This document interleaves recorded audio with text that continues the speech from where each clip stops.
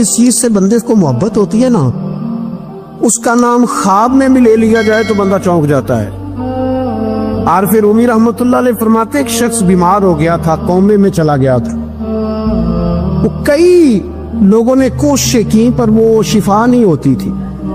बाप उसका बहुत बड़ा आदमी था, मालदार था, तो उसने एक बड़े तबीब को बुलाया। उसने कहा इसका पता तो करो, मामला क्या, कैसे ठीक हो सकता है। तो वो तबीब कहने लगा कि ये ना किसी से मोहब्बत करता है, जिससे मोहब्बत करता है उससे बिछड़ गया है और उस गम में इस कैफियत में चला गया, दवाइयां शुआइयां असर नहीं करेंगी। तो वो कहने लगा हमें तो पता भी कोई नहीं किससे इसका प्यार है, किस दोस्त की, किस महबूब की जुदाई में ये परेशान है, तो कैसे पता करें। तो वो तबीब सियाना था, उसने कहा ये कौन कौन से मुल्कों में जा चुका है। तो उसने मुल्कों के नाम लिए, तो उस तबीब ने ना उसके कान में उन सारे मुल्कों का जिक्र किया। जब वो वाला मुल्क आया ना तो हल्का सा चौंका, हल्का सा चौंका हो। कहने लगा अभी इस मुल्क के अंदर जितने शहर हैं उनके नाम बताओ। वो शहरों के नाम लिए, तो जब वो वाला शहर आया ना तो वो जरा थोड़ा सा ना और चौंका। कुछ उसने अब हाथ पैर भी हिलाने शुरू किए। कहने लगा अब उस शहर के अंदर जितने मोहल्ले हैं ना, उन मोहल्लों के नाम लो। अब जो एक एक करके मोहल्ले के नाम लेने लगे, तो जब वो वाला मोहल्ला आया ना, शहर बगदाद की ये निशानी, कुचियां लम्मियां चीरा, शहर बगदाद दे टुकड़े मंगसा ते करसा मीरा मीरा। आरफ रूमी कहते वो जब उस मोहल्ले का नाम आया ना तो वो पूरा चौंक गया। थोड़े से लोग होते थे, थोड़ी सी आबादी होती थी। उसने उसके बाप से कहा कोई तरीका इख्तियार कर, उस मोहल्ले में बसने वाले जितने लोग हैं ना, उन लोगों की फहरिस्त मंगा। उस मुल्क से, उस मोहल्ले से उन लोगों की फहरिस्त आई। जब एक एक नाम बोले जाने लगे और जब नाम आया ना महबूब का, ना इल्मा विच फसा सानू तो यार दी गल सुना। और जब नाम आया ना उस महबूब का, तो पहले उसके हाथ कांपे, फिर उसकी नजर फड़की, फिर उसकी आंखों में आंसू आए, और फिर उसने आंखें खोल के हाथ थामा अपने बाप का और रो के कहने लगा बाबू आया है, वो यहाँ है, मुलाकात हो जाएगी। से समझ आ गई इसकी शिफा कहाँ है। मैं कुछ दिन पहले एक जगह ताजिया, और डरता डरता गया ताजियत करने। पुराने जानने वाले थे, दोस्तों का रिश्ता था। तो मैं एक ही बेटा था, तो वो मुझे पता चला कि ट्रेन एक्सीडेंट में इंतकाल कर गया। तो मैं डरते डरते गया क्योंकि मामला मशकूक था। और जब मैं ताजियत के लिए अंदर पहुंचा तो हमारे जो अंकल थे, जिनका वो मेरे दोस्त थे, वो उनके कुछ अजीज कहने लगा कहता जी आपके साथ वाले बाहर जा सकते हैं। तो मैंने कहा चले जाते। मैं दोस्तों को गाड़ी में भेज दिया, और जब मैंने उससे बातचीत की, कहने लगा मेरा बेटा एक्सीडेंट तो मैंने बनाया, वो तो खुदकुशी करके मरा है। शादी के 11 साल बाद खुदा ने एक बेटा दिया था, और मुझसे गलती ये हुई, मैंने कहा मेरे बेटे को तकलीफ कोई ना आए। उसके मुंह से जो निकला मैंने उसे दिया, जो उसने मांगा मैंने दिया। कहता है जो शख्स 16,000 महीने का कमाए और बेटे को 40,000 का मोबाइल खरीद के दे, कहते मैंने हर सहूलत उसे दी। कि एक अमीर की लड़की से यूनिवर्सिटी में पढ़ते हुए उसका ताल्लुक बना। बच्ची के मैसेज भी मैंने अपने मोबाइल, उस बच्चे के मोबाइल में देखे, और इस लड़के ने जो मैसेज सेंड किए वो भी मैंने देखे। फिर मैं घर पहुंच गया, मैंने बेटे से मिन्नतें की कि बेटा वो हमें रिश्ता नहीं देंगे, हमारी बरादरी भी छोटी है और हमारे जेब में पैसे भी कोई नहीं। फिर मैं उनके घर गया, बेटा ना माना, और मैंने उस शख्स को बुला के कहा तेरी बेटी के मैसेज है, खुदा रा ख्याल कर, और तेरे तो 7 बच्चे हैं, मेरी गोद में तो एक ही फूल खिला है, मैं किधर जाऊं, ख्याल कर। उसने कहा दोबारा तूने नाम लिया तो ऐसे केस में बाप बेटे को फंसाऊंगा कि सारी जिंदगी निकल नहीं सकोगे। मैंने कहा, मैंने बेटे से कहा कि बेटा मैंने पगड़ी तक रखी है पर मुझे रिश्ता नहीं मिला, तू बाज आ जा। कहने लगा 3 रातें मेरा बेटा सोया नहीं, और मुझे कहने लगा حضرت جی وہ چوتھی رات سویا ہے تو دوبارہ اٹھا نہیں، مجھے کہنے لگا مجھے اجازت دو کہ میں اس بیٹی کو بھی قتل کر دوں اور اس کا باپ بھی قتل کر دوں، میرا تو گھر اجڑ گیا نا۔ وہ کہنے لگا میں کبھی کبھی دوستوں کے پاس جا کے رات گزار لیتا ہوں اور میں اپنے دل کو سکون لے لیتا ہوں، لیکن اس کی ماں اس کے جوتے سینے سے لگائے پھرتی ہے، اس کی اماں اس کے پرانے کپڑے لے کے سینے سے لگائے پھرتی ہے۔ کہنے لگا حضرت جی کوئی کوشش کرو، کوئی دعا کرو کہ اللہ مہربانیاں کرے۔ میں کہہ تو نہیں سکا ان سے، لیکن میرے دل میں خیال آیا کہ کس نے کہا تھا کہ بچہ یونیورسٹی میں کو ایجوکیشن میں داخل کراؤ، کس نے کہا تھا کہ اس کے ہاتھ میں آگ کا انگارہ دو۔ میرے دوست، آپ تیز آگ جلا کے اس کے قریب مکھن رکھو اور پھر مکھن سے کہو کہ ڈلنا نہ، پھر مکھن سے کہو کہ پگھلنا نہ۔ بھئی تیز آگ قریب جلا دی اور تو کہتا پگھلنا، یہ کیسا ممکن ہے؟ ہو سکتا ہے؟ بولیے نا، ہو سکتا ہے؟ حضرت سیدنا ابو بکر صدیق فرماتے ہیں میں حضور کے سامنے بیٹھا، ایک شخص آیا، اس نے آ کر کے کہا یا رسول اللہ صلی اللہ تعالی علیہ وآلہ وسلم، یہ میرے ہاتھ کے اندر خنجر ہے، میں قتل کر کے آیا ہوں۔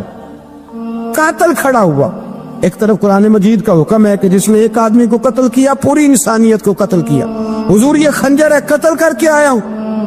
میرے مصطفیٰ نے فرمایا کس کو قتل کیا؟ عرض کی حضور سگی بہن کو مارا ہے، سگی بہن تھی، میں نے قتل کر دی۔ میرے نبی پاک صلی اللہ علیہ وسلم نے فرمایا کیوں مارا؟ پیار نہیں تھا؟ محبوبہ بہن سے کس کو پیار نہیں ہوتا، بڑا پیار تھا، اور مارا کیوں؟ تو صحابی رونے لگے، کہنے لگے محبوبہ میں بڑا پیار کرتا تھا، پر وہ کافرہ تھی، مشرکہ تھی، بڑا پیار کرتا تھا، جب بھی اس کے پاس جاتا وہ آپ کے بارے میں بات چھیڑ دیتی، میں اس کو کہتا سارا کچھ کر لے میرے نبی کے بارے میں بات نہ کرنا، میں ہر شے سہ لیتا، پر مصطفیٰ کریم کی ذات کے بارے میں کوئی بات برداشت کرنے کی طاقت نہیں رکھتا، یہ والا جملہ نہ کہنا۔ میں اس کو روکتا، منع کرتا، وہ باز نہ آتی۔ کہتے ہیں آج اس نے اتنی سخت بات کی کہ میں اس کا گلا کاٹ آیا ہوں، قتل کر دیا ہے۔ حضور میرے لیے حکم کیا ہے؟ تو نبی پاک نے فرمایا جا، تیرے اوپر کوئی سزا نہیں، تو نے جو کیا ہے اچھا ہی کیا ہے، نہیں اچھا کر ڈالا ہے جو تو نے کیا ہے۔ ایک صحابی نابینا تھے، آنکھوں سے نظر نہیں آتا تھا، رشتہ کوئی نہیں دیتا تھا، معذور آدمی تھے، نکاح ہوا، شادی ہوئی، 2 بیٹے دیے اللہ، گھر بس گیا، بیوی کپڑے دھو کے دیتی، خدمت کرتی، روٹی پکا کے دیتی، بچے بڑے حسین تھے، اور وہ صحابی خود فرماتے ہیں، نابینا صحابی کہتے ہیں موتیوں کی طرح کے میرے بچے، جو بھی آتا آ کے کہتا تیرے موتیوں کی طرح کے لال ہیں۔ لیکن آپ فرماتے ہیں ایک صبح اعلان ہو گیا، مدینے میں شور ہو گیا کہ اس نابینا صحابی کی بیوی قتل ہو گئی، کسی نے خنجر کے دبایا، مر گئی ہے۔ کہتے ہیں اس کے لواحقین اکٹھے ہوئے، در رسالت مآب پہ آئے، آگے کہنے لگے حضور ہمارا قاتل ڈھونڈ کے دیں، ہماری بیٹی کو کس نے مارا؟ میرے رسول پاک نے مجمع پہ نظر ڈالی، فرمایا بھائی مجھے کہنے کی ضرورت نہ پڑے، اگر قاتل موجود ہے تو خود اٹھ جائے، خود اٹھے۔ وہ نبینا صحابی بیچ میں سے اٹھ کے کھڑے ہو گئے، کہنے لگے سونیا قاتل کوئی باہر نہیں، میں خود قاتل ہوں، میں نے مارا ہے، میں قاتل ہوں، میں نے مارا ہے۔ مصطفیٰ کریم سید عالم صلی اللہ علیہ وسلم نے فرمایا تجھے تو اس کی بڑی ضرورت تھی، بڑی حاجت تھی، تیری بیوی تھی، تیرا گھر سنبھالتی تھی، تیرے بچے تھے۔ صحابی عرض کرنے لگے حضور سارا کچھ ٹھیک تھا، پر وہ آپ کی بے ادب تھی، حضور اس کے آنے سے میرا گھر بس گیا، روٹی پکنے لگی، کپڑے ملنے لگے، اولاد ہونے لگی، میں دنیا پہ آ گیا، لیکن محبوبہ میں نے وہ سخ کیا کرنے ہیں جو تیری بے ادبی پر تعمیر کیے جائیں۔ یا رسول اللہ مجھے کیا حاجت اس چیز کی جس میں آپ کا پیار ہی نہ ہو، یا رسول اللہ آپ کی محبت ہی نہ، حضور میں نے قتل کر ڈالا ہے، مجھے بیوی نہیں چاہیے، مجھے وہ والی چاہیے جس کی زبان پر رسول اللہ کے نام کے ترانے ہو، جو حضور کی محفل کرنے والی ہو، نعت پڑھنے والی ہو، جو نبی پاک علیہ السلام کی ازواج کا، اولاد کا، بیٹیوں کا ذکر کرنے والی۔ مجھے وہ بیوی نہیں چاہیے جو بیوی بے ادبی کرے۔ میرے نبی پاک صلی اللہ علیہ وسلم نے محلے داروں سے پوچھا، فرمایا بات اس کی ٹھیک ہے؟ کہا حضور واقعی بے ادب تھی۔ نبی پاک نے فرمایا اٹھو پھر چلے جاؤ، اس نے انسان نہیں مارا، اس نے گستاخ رسول کو مارا ہے، اس نے ایک گستاخ رسول کو مارا ہے۔ بھائی یاد رکھے نبی پاک کا پیار ایمان کا حصہ ہے، اس میں کوئی کمپرومائز نہیں، علامہ اقبال کہتے ہیں میں نے سارا دین پڑھا ہے, سارا قرآن پڑھا ہے,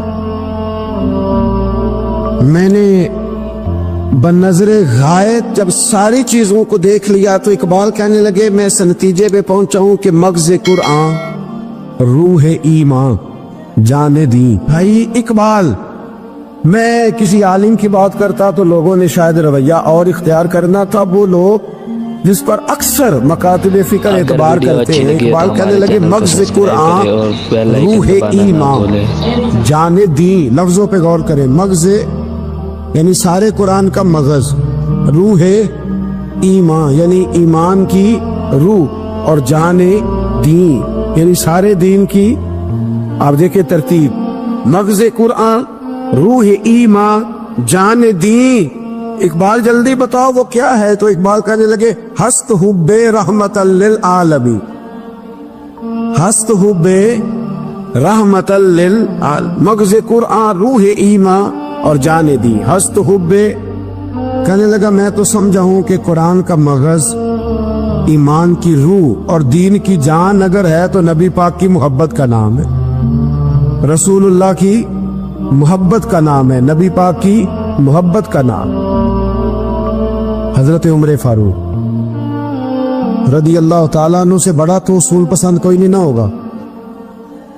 یعنی بہت بڑا چودھری بھی اگر اپنی گلی کے اندر, حضرت ابو سفیان جیسے لوگ مسلمان ہو گئے, کلمہ پڑھ لیا, اور جناب ابو سفیان رضی اللہ تعالیٰ عنہ نے اپنے گھر کے اندر نہ تھوڑی سی سامنے اینٹیں رکھ کے جگہ بنا لی, تو حضرت عمر کو پتا چلا تو فرمایا جیسے بنائی ہے ویسے وہ کھیڑو بھی. آپ نے لوگوں کا رستہ تنگ کر دیا. اصول پسند آدمی, اصول کی بات آئے تو بیٹے کو بھی معافی نہیں, کسی کو معافی نہیں, بڑے اصول پسند تھے. اتنی لوگوں نے کہا عمر تو بڑا اصول پسند ہے, پر یہ مسجد نبی کی گلی میں جو نبی پاک کے چچا حضرت عباس کا پرنالہ لگا ہوا ہے اور وہ سب لوگوں کے کپڑے کیچڑ سے بھر دیتا, وہ پرنالہ نہیں نظر آتا, گلی میں لگا ہے. اب تو ہمارے پرنالے اور طرح کے ہیں نا, تو جو حرم شریف میں آپ میزاب رحمت ہے وہ دیکھا نا آپ نے, وہ پرانے زمانے میں جو لوہے کے پرنالے ہوتے تھے تو وہ واقعی پوری گلی جو تھی نا وہ گزر کوئی نہیں سکتا تھا.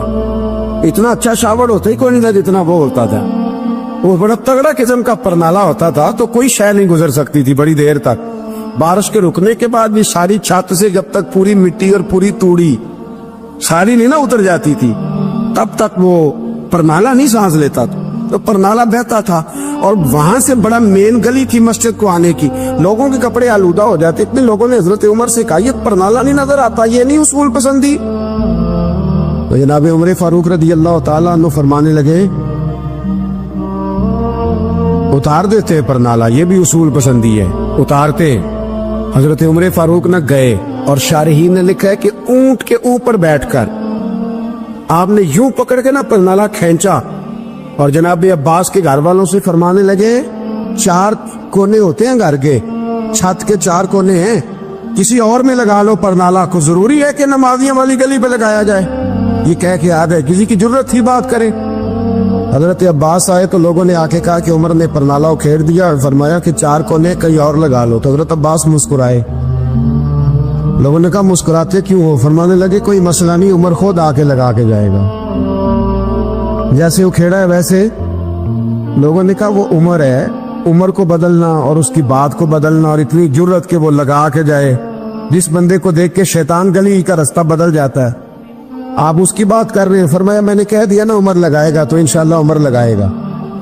حضرت عباس مسجد میں آئے, نماز پڑھی تو کہتے میں نے بات چھیڑی دی. عمر خود کہنے لگے کہ حضور آپ سے تو امید نہیں تھی. حضرت عباس سے کہنے لگے بھئی جگہ بھی ہے, 4 کونے ہوتے ہیں گھر میں, کو ضروری ہے اسی کونے پہ لگے جہاں سے نمازی گزرتے. یہ بخاری مسلم کی حدیث ہے. حضرت عباس کہنے لگے عمر 4 کونے ہیں, میرے پاس جگہ بھی ہے پرنالے کی, میں نے بھی کئی دفعہ سوچا تھا وہ کھیڑ دوں, اور میں بھی اسی گلی سے گزرتا ہوں, میرے کپڑوں میں بھی کیچڑ بڑی دفعہ پڑا ہے, پر مجبوری یہ ہے وہ کھیڑ اس لیے نہیں سکتا کہ یہ پرنالہ میرے نبی کریم نے اپنے دستے مبارک سے لگایا تھا. فرمایا میں مکان بنا رہا تھا, چھت بنا رہا تھا, تو حضور اچانک آ گئے, اور کئی لوگ گواہ ہیں اس کے. رسول کریم تشریف لائے اور نبی پاک علیہ السلام نے فرمایا لاؤ چچا تھوڑا میں بھی کرتا ہوں, اور پھر میرے نبی کریم صلی اللہ تعالی علیہ وسلم نے اپنے دستے مبارک سے یہ پرنالہ لگایا تھا کئی دفعہ سوچا وہ کھیڑ دوں، پھر سوچتا ہوں حضور نے لگایا تھا، لیکن چلو اب تو علت پائی گئی، اب تو سمجھ آ گئی، اصول بن گیا، اب تو اصول بن گیا نا، تو ٹھیک ہے آپ اب اس طرح کرے، وہ کھیڑ دیا تو ٹھیک ہے جناب۔ کہنے لگے پہلے کیوں نہیں بتایا؟ بھئی وہ نمازیوں پہ چیٹے پڑتے ہیں، گلی کا رستہ ہے، فرمایا رس پڑتے ہیں تو پڑھتے رہے، آپ نے بتایا کیوں نہیں؟ حضرت جناب عباس کہنے لگے کہ آپ کا کیا خیال ہے کہ میں یہ کروں گا کہ لوگوں پہ چیٹے پڑے اور مجھے پرواہ نہ ہو؟ حضور نے لگایا تھا۔ حضرت عمر فاروق نے نا جناب عباس کا بازو تھاما، تن تندور تے ہڈاں دا بالن، بازو تھاما اور تھام کے نا اسی جگہ لے گئے جہاں پر نالا کھیڑا تھا۔ پہلے تو اونٹ پہ چڑھ کے لگایا تھا نا، تو اب کہنے لگے حضرت عباس سے کہ آپ نا میرے کندھوں پہ چڑھ گئے، میرے کندھوں پہ تن تندور تے ہڈاں دا بالن، اسی ہاواں نال تپایا ہے، کپ کپ مکیاں پیڑے کیتے، اتو عشق پلے تھل لایا ہے، تن دا سالن تے من دی ہانڈی، لون صبر دا پایا ہے، غلام فریدا وے میں ساری تیری، تینوں وجہ یقین نہیں آیا؟ فرمایا خود لگائیے۔ حضرت عباس رضی اللہ تعالیٰ عنہ اوپر نالا لگا کے اترے، تو حضرت عباس بھی رو رہے تھے اور جناب عمر بھی رو رہے تھے، آنکھوں میں آنسو تھے۔ فرمایا ہم یہ نہیں دیکھیں گے کہ علت کیا ہے، وجہ کیا ہے، ہم تو یہ دیکھیں گے کہ رسول اللہ کی نسبت کیا ہے۔ نبی کریم علیہ السلام کے دستے مبارک لاٹ ہے، ساری وجوہات ختم ہو گئی۔ اب جس کے کپڑوں میں پانی پڑتا ہے پڑے، جس کو تکلیف ہوتی ہے لیکن چونکہ یہ رسول پاک صلی اللہ علیہ وسلم نے دستے مبارک سے لگایا ہے، تو مزاج یہ ہے کہ جہاں بات آئے گی ذات رسالت کی، وہاں باقی کے قانون چھوڑ دیے جائیں، وہاں باقی کے معاملات چھوڑے جائیں گے، وہاں تکلف سے نکلا جائے۔ میرے نبی کریم علیہ السلام سے نا بڑے شروع میں بڑے آگا ایک صحابی تھے، حضرت برا بن مالک نام تھا، چھوٹی سی عمر تھی، حضور گلی سے گزرتے نا کبھی تو جذبہ تھا بڑا، چھوٹی عمر، بعد نے لکھا صرف 14 سال کے تھے، بعد نے لکھا نہیں 14 تو زیادہ ہیں، 12 سال عمر تھی، عشق لگا سی کھیڑا کھیڑ دی، 12-14 سال عمر۔ اصل میں نا بچوں کی ڈائریکشن ٹھیک نہیں، ان کی ڈائریکشن ٹھیک ہو نا تو یہ چوکوں میں کھڑے ہو کے موبائل پہ گیمیں نہ کھیلے اور معاذ اللہ میسج نہ کریں، بلکہ یہ مسجد میں بیٹھ کے نبی پاک کی نعتیں سنیں۔ ہم نہ وہ کام کر نہیں سکے، میرے جیسے لوگوں نے بڑی کوتاہی کی زندگی میں، ہم محبت رسول کا پیغام بانٹ نہیں سکے، ہم نے اپنی بیماریاں دیکھی، اپنی تھکاوٹیں دیکھی، یہ دیکھا کہ فلاں شہر کیسے جائیں، فلاں شہر کیسے جائیں، ہم وہ کام کر نہیں سکے جو ہمیں کرنا چاہیے تھا، ذمہ تھا، باپ کی ذمہ ہے۔ نبی پاک نے فرمایا ماں باپ کی ڈیوٹی ہے اپنی اولاد کو میری محبت سکھائیں، پر ہم وہ رنگ دے نہیں سکے، ہم وہ مزاج دے نہیں سکے، ہم نے وہ کوتاہی کی۔ ہم نبی پاک کا حسن، حضور کی سیرت، اخلاق عالیہ، کردار، گفتار، رفتار، انداز، تربیت، وہ ساری باتیں قوم کو بیان نہیں کر سکے، اس لیے لوگ وہاں پہنچے نہیں، ورنہ مغز قرآن روح ایمان جانے دی، ہست حب رحمت للعالمین، ہم وہاں تک لے جا نہیں سکے۔ حضرت برا بن مالک نا 12 سال کی عمر ہے، 12 سال، نبی پاک گلی سے گزر رہے تھے تو دوڑ کے آ گئے، آ کے نا حضور سے چمٹ گئے، عرض کرنے لگے حضور کوئی حکم بتائیں، میرا دل کرتا ہے آپ کی بات مانوں، کوئی حکم حضور۔ مجمع الزوائد میں حدیث، اس ایک حدیث کے لیے نا میں کو 5000 روپے کی پوری کتاب، پوری 10 جلدیں خرید کے لایا تھا، ایک حدیث کے لیے، پیاری بڑی ہے، شاندار بڑی ہے، اور میرا دل کیا، میں نے کہا جس کتاب میں ہے نا ساری کتاب ہی منگا لو، کچھ چیزیں بڑی انسان کو انوکھی لگتی ہے نا۔ حضرت برا بن مالک رضی اللہ، چھوٹی سی عمر ہے، حضور سے لپٹ گئے تو حضور نے فرمایا بیٹے کیا ہوا؟ عرض کرنے لگے حضور کوئی حکم بتائے، میرا بھی دل کرتا ہے عمل کرو۔ تو حضور نا چھوٹے چھوٹے کام بتاتے، دکان سے، یہ بچوں کو یہی بتانا ہوتا ہے نا، دکان سے لے آ، یہ کر دے، فلاں کو بلا لے، لیکن حضور ان کی غیر موجودگی میں ان کا ذکر بڑا کرتے۔ ایک دن کچھ لوگ کہنے لگے حضور بڑا ذکر کرتے ہیں پر وہ کرتا تو چھوٹے موٹے کام ہے بچہ۔ نبی پاک نے ایک دن ارادہ کیا کہ ان کو تجربہ نہ کرائیں کہ وہ پیار کتنا کرتا ہے۔ رسول کریم فرمانے لگے میں جو کہوں گا کرو گے؟ حضور کروں گا۔ فرمایا جاؤ اپنے باپ کی گردن کاٹ کے لاؤ۔ کس کی جی ابھی؟ حضور نے فرمایا جا اپنے ابا کا سر کاٹ کے لا۔ تو وہ دوڑے۔ ایک روایت میں ہے کہ مولا علی کے گلے میں تلوار لٹک رہی تھی، یوں کھینچی اور اتنے جذبات سے دوڑے کہ حضور نے فرمایا اسے پکڑ لو ورنہ یہ گردن کاٹ بھی لائے گا، پکڑ لو اسے ورنہ یہ کاٹ دے گا۔ اللہ کی قدرت کہ تھوڑا وقت گزرا تو وہ بیمار ہو گئے، دن میں 2 مرتبہ میرے نبی پاک تیمارداری کر دے جاتے۔ ایک شام رسول کریم تشریف لے گئے تو حضور سرانے بیٹھے، ماتھے پہ ہاتھ رکھا تو کریم محبوب ان کے باپ کی طرف کان میں کچھ کہا ان کے والد سے، حضور رونے لگے اور پھر حضور نے دوبارہ ماتھا چوما، پیار کیا اور چلے گئے۔ حضرت برا بن مالک چھوٹی عمر تھی، کچھ نے لکھا طلحہ بن برا نام تھا۔ اگر ویڈیو اچھی لگی ہے تو ہمارے چینل کو سبسکرائب کریں اور بیل آئیکن دبانا نہ بھولیں۔